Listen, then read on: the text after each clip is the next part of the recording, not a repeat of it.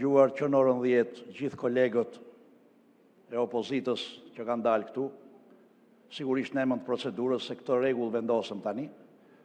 I kam dëgjuar dhe deputetët e opozitës tjetër që pretendon këtu në sallë dhe që nuk e di dhe pse bërtasin me thënë drejtën, nuk e di se mora vesh sepse bërtasin aty edhe, por të gjithë keni thënë një fjalë. I kërkoni këtij kraut këte uleni kokën, kërkoni falje.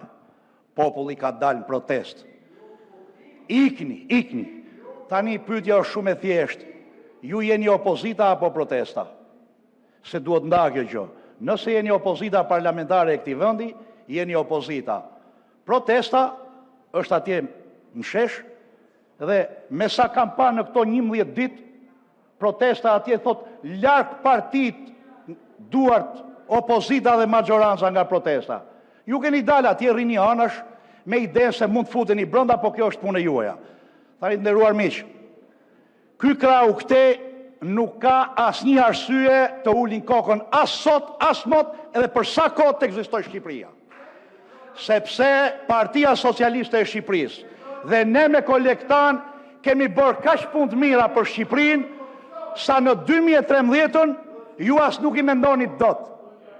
Shqipëria e 2013-ës që morëm nga ju kishte drita dhe ujë jo me orar por me pikatore.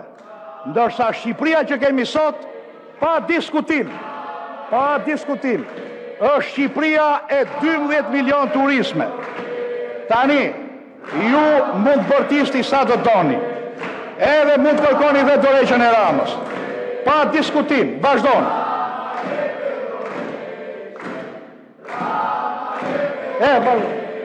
Mami ke minuta këto. Ka mundësi ta dëgjojmë kolegun.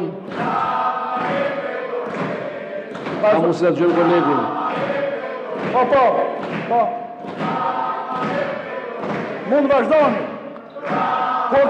Zoti kryetar, kur ta mbarojnë këto këngën, unë do të konsumoj minutat e mia.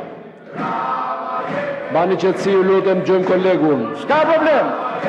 Unë kam minutat e mia.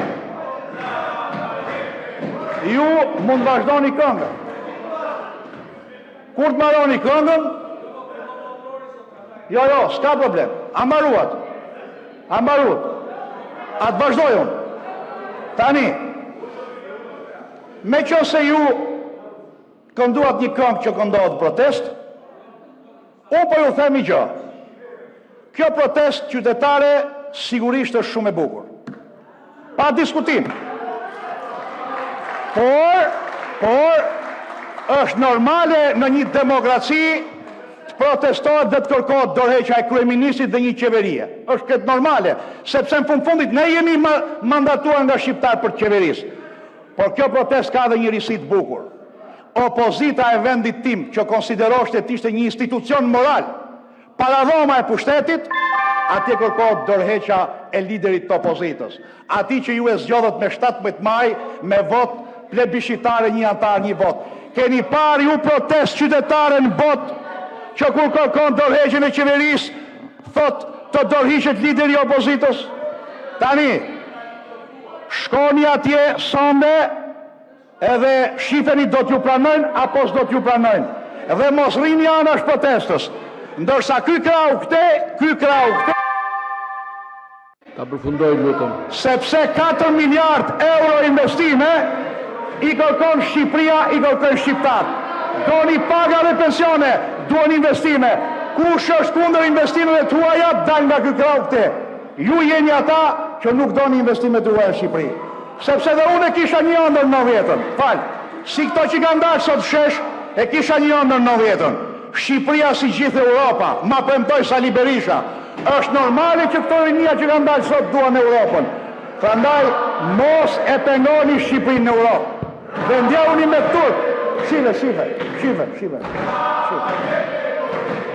Qau, muli, qau pa. Flamur, ngriu kam. Shumë mirë.